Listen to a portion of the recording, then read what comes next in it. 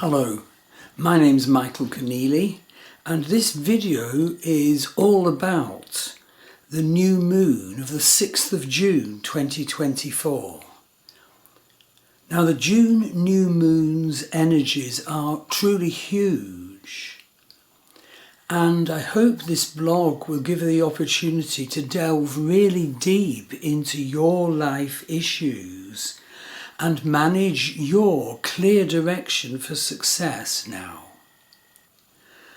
The new moon of June the 6th is actually ideal for you defining your goals and way forward, exercising your will now, and bringing your spiritual awareness to this exercise to powerfully manage the goals that are truly right and truly needed for you now. It's time to bring about collapse of facets of the old order in your life. Some of the old needs to go. It's time to befriend your real power now. Delve here, deep into your unconscious and your shadow side, so as to make issues more accessible so you can heal and find power. Feel the spiritual enlargement you will gain when you do this. You will feel renewed. You will feel empowered. So embrace the path of, in a measure, reconstructing yourself. Review, take control, make intentions for going forward.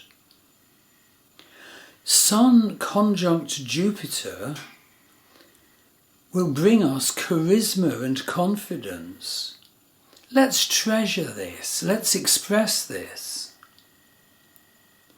Venus conjunct Jupiter embraces love for its physical and its spiritual possibilities, as well as artisticness if you're inclined that way.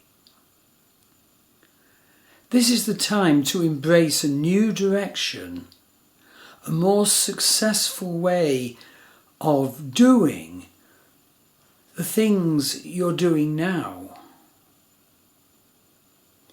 This is the time to make a big step forward in achieving your right goals. Now, this new moon's energies are complex, with a number of very powerful need-to-know facets, and we do need to be aware of these. It will greatly help us. So do be aware that this new moon's energies are very multifaceted, and they will activate several different parts of our self and our life path now.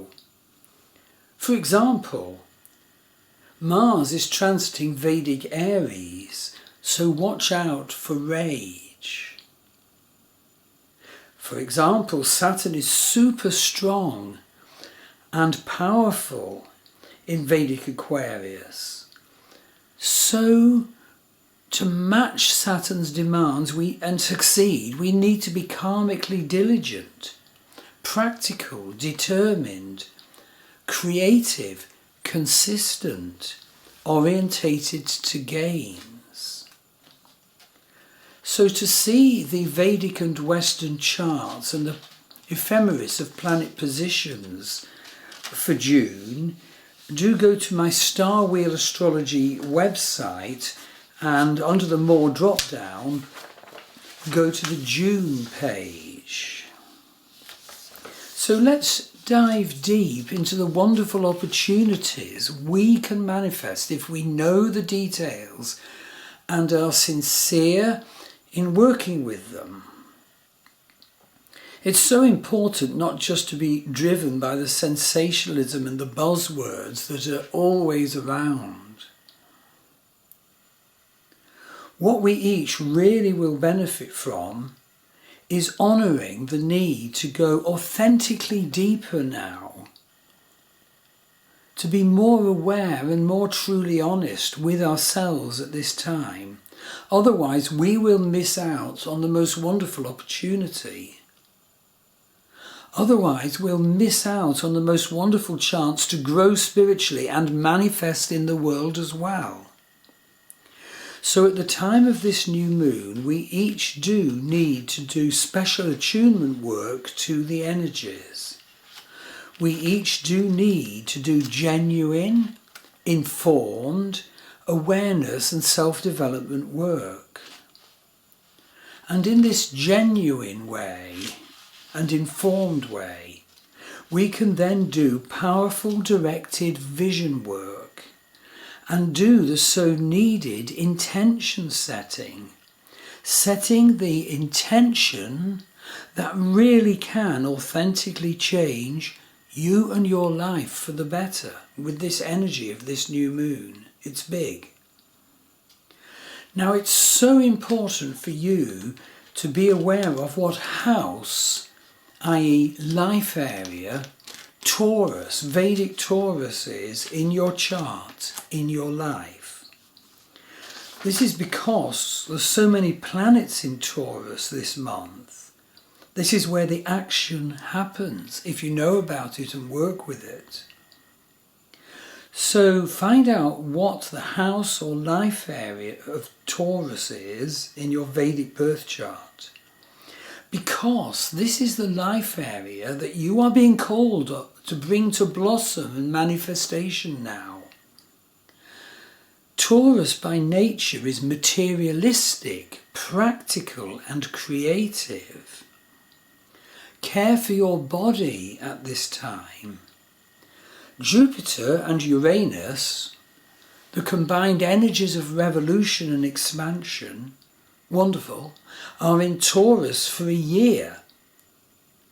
So the important thing is, if the ruler of Taurus, Venus, in your chart, in your astrology, is in problems, is in a wounded state, well, definitely I'd say get a reading from me, because otherwise you'll miss out on the benefits that you could bring to yourself if you realise about the nature of wounds to Venus and steps that can be made in healing. So basically the key facts about this new moon are as follows. But do be aware, as I said, that the new moon's energies are very multifaceted and they will activate several parts of yourself and your life path. So we really do need to have a grasp of these energies and hear them listed and voiced.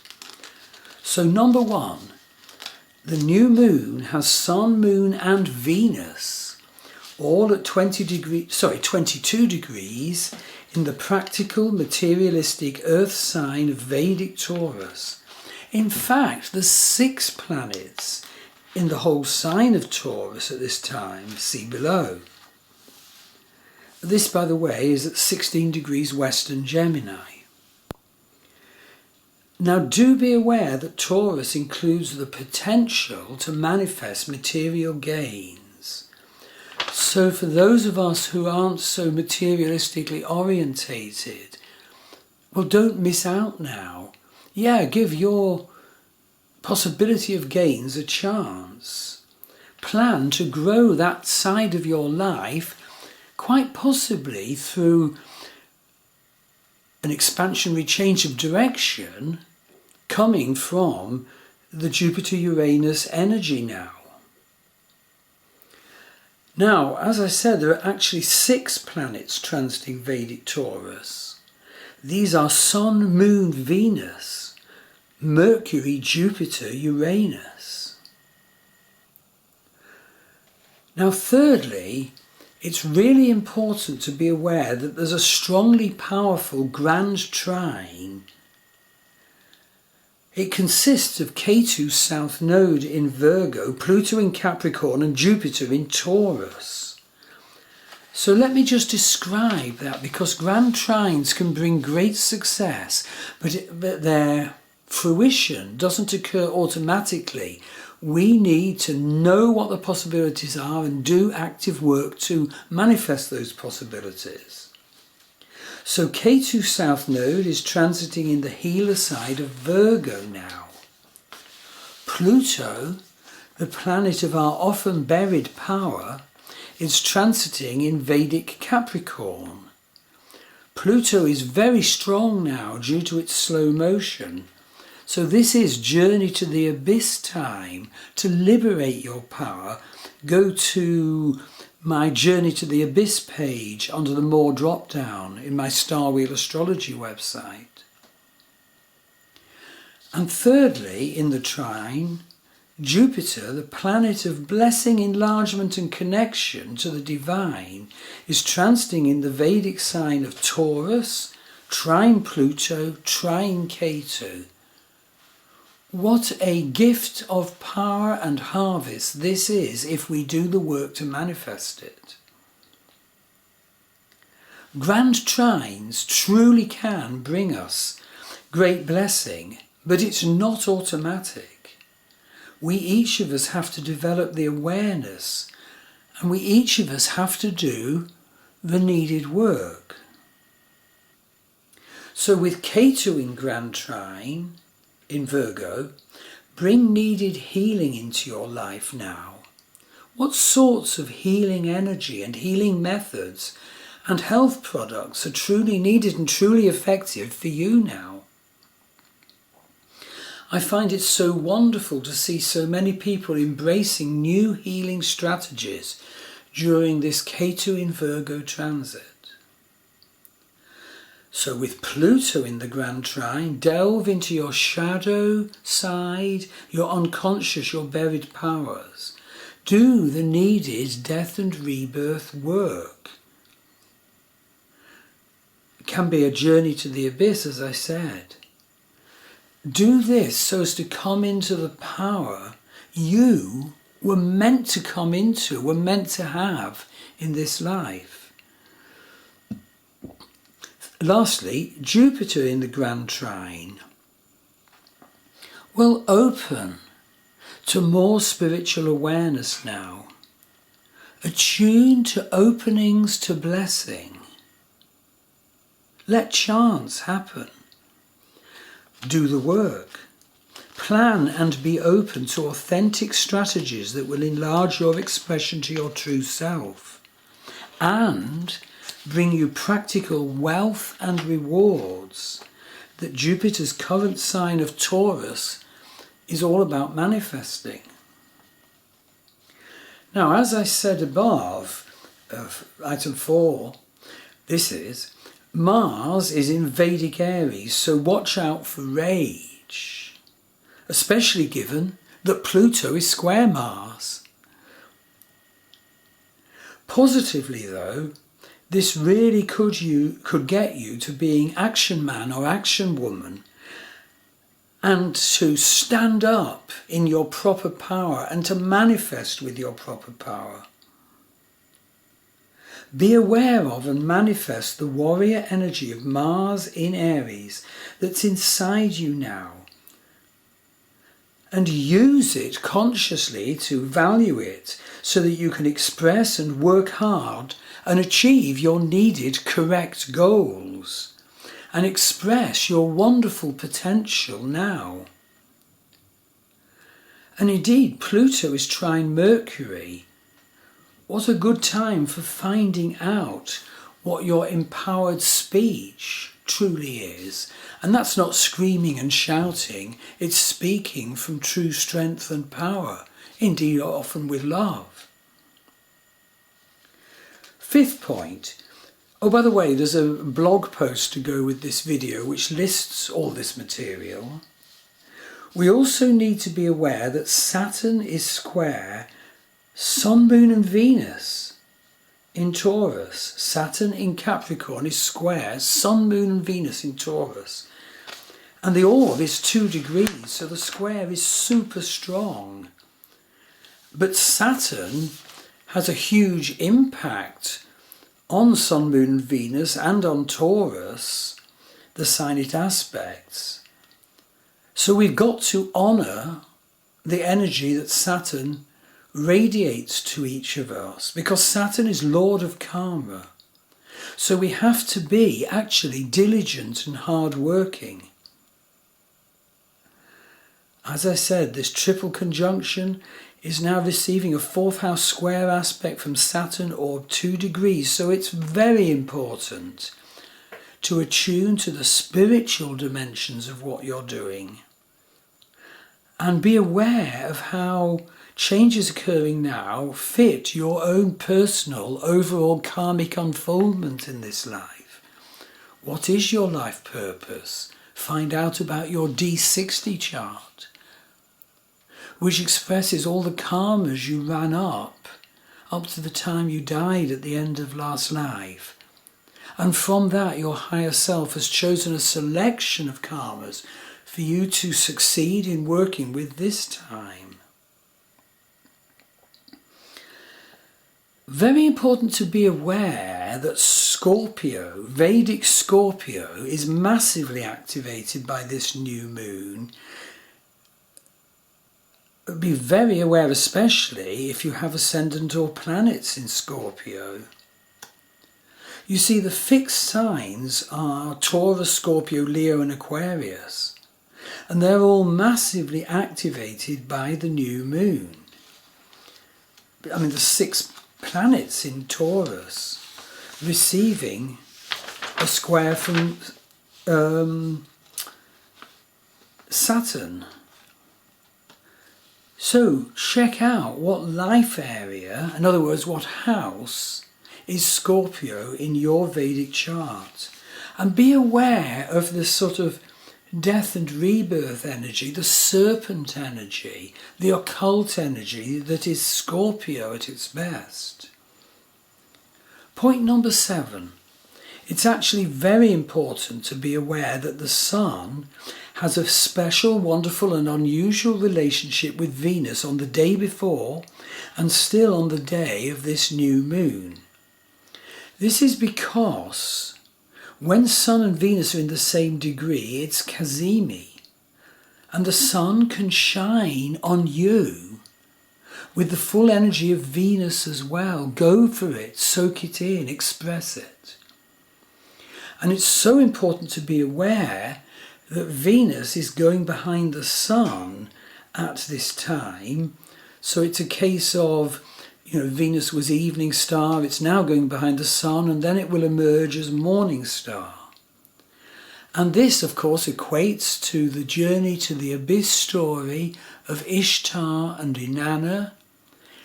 And remember that Ishtar and Inanna did their terrible journeys into the abyss in grief and sorrow, went through the abyss experience, but then emerged not only as goddess of the earth, which is what they started out as, but as goddess of love as well. That's the value of journeys to the abyss. Point number 8. Jupiter hugely boosts the Sun. And Jupiter also hugely boosts Moon, Mercury and Venus. So we need to be aware of that, thus bringing expansion and blessing into our life and the life areas of these 4 planets. Okay, I now list 4 final but important to know details. It's helpful to be aware that the nakshatra, the lunar sign of Vedic astrology, that the Sun, Moon and Venus occupy is Rohini Nakshatra. And Rohini is noted for its lavish, elegant and indulgent presence. Its downside is its self-pleasing energy. Often it can be too materialistic rather than spiritually open. The power animal is the male serpent. Now the moon is super strong in Taurus and also in Rohini Nakshatra because Rohini is ruled by the moon. So that's an important piece of information based on the huge wisdom of the 27 sign lunar zodiac of Vedic astrology, the nakshatras. Point number 10. it's useful to be aware that the part of Taurus where this conjunction of Sun, Moon and Venus is actually called Rohini Beda in ancient Vedic wisdom. Now this can be quite a dangerous energy, and it calls on each of us to be serious in our thoughts, orientated to our spiritual destiny. Decline, refuse to be self-indulgent or lazy. That's very important now. Be watchful. Point number 11, be aware that in terms of star energies, Sun, Moon and Venus are all conjunct the fixed star Regal. Now Regal's energy can be bold, unruly or hasty, even an energy of imposing our will on others. But used positively, Regal energy boosts your ambition and your luck. So be aware of this star energy. The stars have very important energies. They can truly make or break a life. They can truly create the prime agenda of a life. And by the way, there's a special twist in the case of Moon conjunct Regal. It's an energy of worry or disappointment. Now do watch out if that's happening in your mind and emotions at this time. Be aware, try to check it, because the energy of Regal can help you make and achieve the right step forward now, believe me. My final point is that Black Moon Lilith is in close opposition to Neptune. So at this time we may feel impelled